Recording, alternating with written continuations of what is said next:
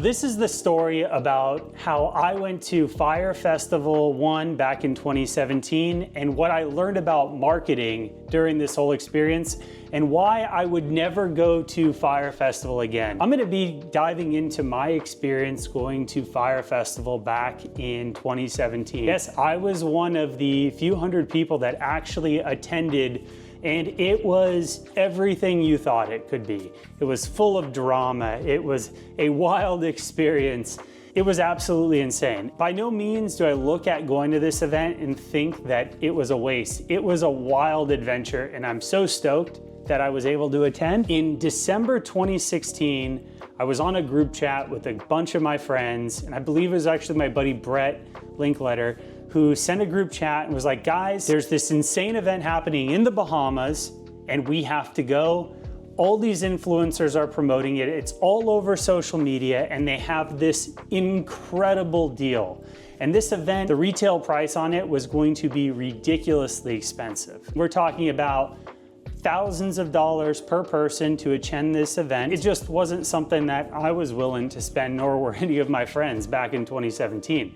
Jesus, I can't believe that was almost 10 years ago. Moral of the story, Fyre Festival had every single influencer under the sun that had clout and had impressions and followers promote this wild event. And I'm not gonna get into all of that, but if you're interested, both Netflix and Hulu have incredible documentaries talking about the whole experience. All you need to know is everyone from the Kylie and Kendall Jenner to every hot supermodel at the time was promoting this event on social media, and it looked incredible. It was supposed to be 4 or 5 days in the Bahamas, incredible music, tent camping, all-inclusive food, star catering. I mean, it was supposed to be absolutely incredible. Like, this experience just looked like nothing we've ever seen before. And at the time, all my friends and I, we went to every festival, from Burning Man to Splash House to Coachella to Stagecoach. That was our time when we were in our 20s and we loved going to festivals. So this just seemed like a really fun opportunity. That opportunity essentially presented itself with a really irresistible offer. And the interesting thing about this offer, it was promoted that this event was gonna be like 4, 5 to 15, 20,000 a person. But if you booked in the first 24 hours, you were gonna get an incredible deal where it was like 400, 450 bucks for everything. Your private flight from Miami to the island of the Bahamas, all your food, all your housing, the ticket to the festival, everything except for drinks was included at this event. We couldn't say no. A group of us got together and we bought an 8-pack of tickets for this event, which we were pretty stoked about. We're gonna get to go to this event. It's gonna be a lot of fun. Over the next few months, so that was in December 2016, and this festival was in, I believe, April 2017, so a few months later. So all through Q1, we're waiting for updates because we still need to book our flights from LA to Miami and then figure out accommodations so we can get to the island. And this is where things are getting a little fishy. We were thinking, man, we're not getting any communication from anyone. We don't know what's going on here. Like, where the hell is the information? We gotta book flights, we gotta get our shit taken care of. And no one's sharing anything. Online, there's a little chatter here and there, and we're trying to use any clue that we get to even understand where this island is in the Bahamas, because they didn't tell us exactly where it is. They said it was in the Exumas, which is a big chain in the Bahamas. We didn't know where it was. So we are then hearing rumors that the island they originally wanted on didn't fit, and now they were moving to another island. So we're getting all these clues, and finally we find out it's on Great Exuma. And finally, I wanna say like 4 or 5 weeks before, they finally told us, hey, book your flights into Miami on this date, and then on this date, you're gonna be able to get your flights to the Bahamas. So we did it, and we're looking for more information, but we're not really getting much information. So we said, you know what, it's the first year, I'm sure they're going through a lot. Who cares? You know, it was interesting too, they weren't even releasing anyone's, like any of the artists that were performing until, I wanna say, a few weeks out. So it was a little sketchy, but at the same time, we're like, hey, all of these huge influencers at the time that everyone looked up to, had a lot of clout, a lot of equity with their followers, was all involved and invested into this event. So we said, this can't be a scam. I mean, there's too many people involved in here to be making it. I remember it was like Ja Rule's a co-founder, so-and-so's involved, so-and-so's involved. The Star Catering Group out of Southern Florida. We're on for the ride. We were sold. But at the same time, we bought this pass, and the whole time I'm thinking about it, because I used to be in the event business. And I'm thinking to myself, I'm like, I do not know how they're gonna make a single dollar, because we just bought this pass for $450, something like that a person. And at the time, I actually bought it for my then girlfriend as her Christmas gift. We had 4 couples that we're going with to the Bahamas. It's gonna be a lot of fun. And we end up making accommodations. We got there a night early, so we had some time to relax. And then we got in on a Wednesday that week, then stayed Wednesday night in Miami. Then Thursday, everyone had different flights to the Bahamas from Miami. So our friends that we were with, one group, my buddy Doug and his significant other at the time, their flight was early in the morning. My flight with my girlfriend was a little later in the day. Same with my buddy Brett and some other friends that were on the same flight. And so we're just thinking, it is what it is. It's gonna be a good time. We'll figure it out. We get there. And I remember we're at the airport and Doug gives me a ring and he's like, dude, there's something wrong here right now. I don't know what's wrong, but there's just something wrong here. They just dropped us off at this beach and they're feeding us alcohol. Everyone's wasted on this beach. And I'm like, it sounds like a really good time. You're complaining. They dropped you off at this beautiful beach and they're giving you free boat rides. They're giving you food and drink. And I'm like, dude, you're just being overly dramatic. Anyways, we finally get out there. And when we land, I realized it's chaos. And by the way, on the flight, it was the most chaotic flight I've ever been on in my life. People are smoking weed on an international flight from Miami to the Bahamas. People are literally lighting up weed pens and passing around handles of alcohol, like handles of vodka and tequila that they bought at the airport. It is literally complete chaos. I felt like Animal House made its way onto a plane in 2017. Somehow everyone survived. It was a good time, got off, and they took our luggage and they started packing us into buses once we cleared customs. And at this point, I'm like, this is a little interesting. They just took my luggage. I'm going here in this bus. I don't know where I'm going. And then they proceeded to drive us, and which we think we're going to the venue, but we're actually getting dropped off at that same beach a couple miles down the road from where everyone else is. Moral of the story, we get dropped off the beach. It's starting to get dark. Everyone's a little hungry. They're out of alcohol. They're out of food. We're trying to figure out how to get to the venue. They kind of have everyone stuck here, and it's turned into a little bit of a mutiny at this point. So we ended up somehow getting a cab. I got all my buddies. I'm like, guys, get the girls, get the guys, everyone in the cab, drove us to the venue, and I had been scoping out where the venue was. We show up here, and it is just absolute chaos. There's a huge tent village, and all these tents are like these FEMA tents.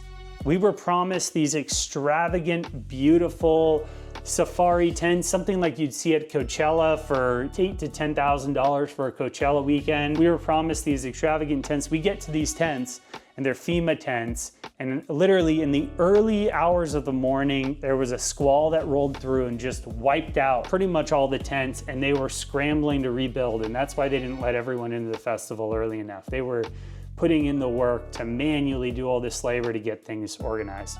So we get on site and it's just absolute chaos. We're trying to figure out which tent is ours. We're trying to find our bags in the dark. We're trying to get our wristbands. We're just trying to get everything dialed in. And at one point, someone gets up onto a pedestal and says, we don't know, we don't have any control over tents. We don't have a list of who gets what. It's all fair games. Just go grab a tent. And everyone's like Lord of the Flies, start sprinting around looking for tents. We got a tent for ourselves, for our group, got in there and step onto the beds, and the beds were all wet and mucky. The sheets were wet. This squall rolled through, and the event organizers did their best, but it was just wet. So we were now in these tents, putting our stuff in there, and it was wet and nasty and just, the worst night of sleep I've ever had. But we're making the best of it. We're in the Bahamas with a bunch of people ready to listen to music. They got a DJ performing, they got local bohemians doing this whole entry parade. We get some food, and this is the first thing I want to say. Everyone talks shit about the food at this event. The food was phenomenal. That dirty cheese sandwich that you saw across social media, that was the vegetarian option. Now, if you guys have ever been to the Bahamas, you'll understand the Bohemian people, they don't know what vegetarian means, okay? They eat fish and they eat meat in every meal. They are not vegetarian, okay? So that to them was a vegetarian option. I, for one hand, was not a vegetarian, so I had this incredible fish plate that was very good for what it was, and the people cooking were great. And then that night, with everything going on, they just had an open bar. Whatever you want to drink, on the house, whatever you want. And we said, you know what? Even with everything happening here, we're gonna make the best of this event and we're just gonna do it. We're gonna stay here the whole weekend and that's gonna be it. We rolled into the next morning and everyone pretty much says, the event's canceled, it's gone, nothing's happening now. We called that same taxi that picked us up and drove us to the venue, and we then hightailed our way to the airport. We then find out there was a whole plane full of people that were trying to clear out last night, and they had to sleep in the airport all night on the floor. The flight left first thing in the morning, and we were next in line. It took them like 8 or 9 hours to clear customs with the manifest. They let us actually get on the plane and get to the Miami. So it was like 100-something degrees. I don't think the humidity could be even any worse. And we're just sitting at the airport in line trying to check out. And crazy story, while we're in line, Billy McFarland, the actual event goer, we didn't know who he was because we're part of the California crew. Everyone from New York knew who Billy was from the social community out there. But he was in back of line just with his head between his legs waiting to get on the plane with us. That just shows you where it's at. There was an investor that was in back of line with us, an older guy that was out there to see what happened. And Billy was in back of us too, just keeping his head down. I couldn't believe it. So that's the first time I ever met or saw Billy McFarland. So we get on this plane and get back, and the rest of the weekend, we're just having a fun party weekend in Miami. We actually just booked a different hotel on Hotels Tonight every night. And that was it. It was a good time. Am I bummed about the whole experience? Hell yeah. Would I ever go back? No. I'll leave it to that. If you saw the documentary, you know what happened. Billy McFarland then gets indicted for fraud. He then goes to jail, he serves his term in jail, and I want to say about a year and a half, 2 years ago, Billy finally got out of jail. Now it's 2025, and I think it was actually at the end of last year in 2024, he announces, I'm paying restitution, I'm gonna have another festival, I'm gonna do Fyre Festival II. And I remember listening to a podcast with him about a year ago. It was the My First Million podcast. He goes on, he's talking about all the things that he did, how he's paying restitution, what happened during this event. And he's like, you know, I wanna make things right and I would potentially do another event. And the two hosts told him, dude, I think if there's anything that you do not do a Fyre Festival II. Maybe you just step away and you don't do that, you go do something else. And at the time, I gotta say, I'm actually rooting for the guy. Everyone deserves a comeback. A lot of people lost money, and I'm really bummed more than anything for the people that didn't get paid. And I'm hoping that that restitution helps covers, especially all these small business owners in the Bahamas.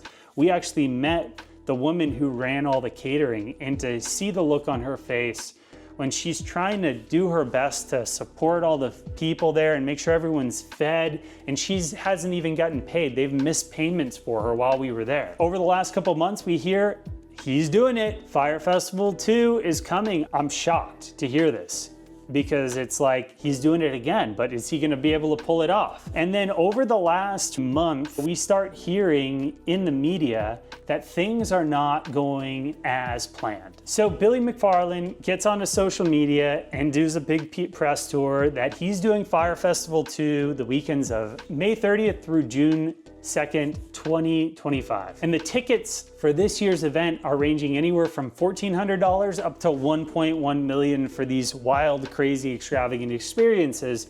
And he's putting it as the same type of thing that's happened before. As We don't know where it is yet, but it's gonna be in an island. We're gonna do it somewhere special, and it's gonna be this wild experience that we're gonna blow people away. So when he initially announced the location, he said it was gonna be in Isla Mujeres in Mexico. And that's where he said it was gonna be. And after the release, a bunch of the press reached out to the local tourism board in Isla Mujeres, and everyone said, we have no idea anything about this festival. We've never heard of it. We don't know what's going on through it. It's just white noise. And this is where the crowd of the media starts to pump up and say, hey, he's doing it again. He's saying that he's doing this thing, but no one is actually involved. The local authorities and the tourism board says, we've never heard of this. A few weeks later, he announces that the event is now going to be in Playa del Carmen in Mexico. City officials again deny that no one has applied for any permits to this event. He's literally doing it again. Fyre Festival II. The dude went to prison for fraud. And he's going through the same process, hyping it up like crazy, doing the same thing he did. We're creating these experiences, not really releasing any of these acts that are gonna be involved, and charging a lot of money for this event. And then the local authorities are saying, this ain't happening. McFarland then released permits for a certain venue that said that they were gonna be having this event, but it was for like 250 people to have a music festival / concert for 4 hours one day. With all of this happening, and the local tourism boards and hotels not even confirming that this is all real, it's wild to see that someone would go through this whole PR marketing stunt to try to sell snake oil of this festival again. I hope he can pull it off. If he could pull it off, good for him. Everyone just deserves a comeback. The reason I'm making this video today is to, one, share my experience of what I went through here, and tell you really two things. One, what I learned about marketing from this event. One thing I will tell you about Billy McFarland. The dude is vindictive in the way he talks. He truly believes that he is selling you something. When you hear him talk, when you see him look into the camera, there's not a bone in his body that looks like he's not telling the truth. And the power of social media and be able to get all these impressions, especially during 2016, December 2016 with that big launch. It was wild how he brought together all these influencers, brought them to the islands through this massive hype video that sold millions of dollars in tickets. It's absolutely insane. What I'll tell you about marketing and what I learned is not everything that you see is real. And people can create their own distorted reality and try to sell you on a distorted reality. But just because someone is putting together a great video or a great plan doesn't mean it's real. None of this was real. He could be doing the same thing again right now. And the second thing I wanted to talk about today is why I wouldn't go to Festival II. I don't believe him.